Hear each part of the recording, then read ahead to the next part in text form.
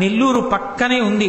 ఇప్పటికీ అక్కడ మహానుభావుడు ప్రజాపతులలో ఒకడైనటువంటి కశ్యప ప్రజాపతి 7 హోమగుండాలు పెట్టి సప్తర్షులతో హోమం చేశాడు. సప్తర్షులతో హోమం చేసినప్పుడు నరసింహస్వామి వారి ఆవిర్భావం అయినప్పుడు ఏ జ్వాల తేజస్సు మొదట వచ్చిందో ఆ తేజస్సు ఆ హోమగుండంలోంచి పైకొచ్చింది. పైకొచ్చి దూరంగా వెళ్లి ఒక గుహలోకి చేరిపోయింది. ఆ గుహలోకి వెళ్లి కశ్యప ప్రజాపతి చూస్తే యోగ నరసింహస్వామి కనిపించారు. యోగ నరసింహస్వామిని ఆయనే కశ్యప ప్రజాపతే మొదటి పూజ చేసి ప్రతిష్ఠ చేశారు. ఇప్పటికీ మీరు నెల్లూరు వెడితే నెల్లూరుకి చాలా దగ్గరలో 3 కొండలు ఉంటాయి. ఒక కొండని నరసింహస్వామి వారు ఉండేటటువంటి కొండ, వేరొకటి తల్పగిరి అంటారు, రంగనాయక స్వామి వారు ఉంటారు, మూడవది సత్యగిరి. అక్కడ కామాక్షి తాయి అని చెప్పి ఒక మహారాజు గారి కల్లో కనబడితే అమ్మవారిని ప్రతిష్ఠ చేశారు. ఎంతమంది భక్తులో వెళ్లి అమ్మవారిని సేవిస్తుంటారు. కశ్యప ప్రజాపతి హోమం చేసేటప్పుడు గోవిందరాజస్వామి దేవాలయాన్ని నిర్మాణం చేశాడు. ఆ గోవిందరాజస్వామి వారి దేవాలయం పక్కన పెద్ద వృక్షం ఉంటుంది. సంతానం లేనటువంటి వారు తమ కట్టుకెళ్లిన చీర కొంగు చింపి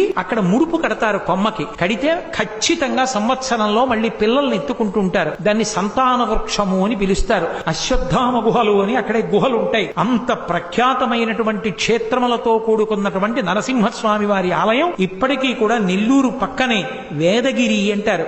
ఆ వేదగిరి యందు వెలిసి ఉంది.